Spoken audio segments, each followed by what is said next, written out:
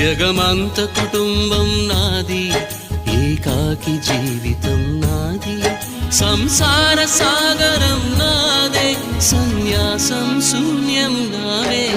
జగమంత కుటుంబం నాది, ఏకాకి జీవితం నాది.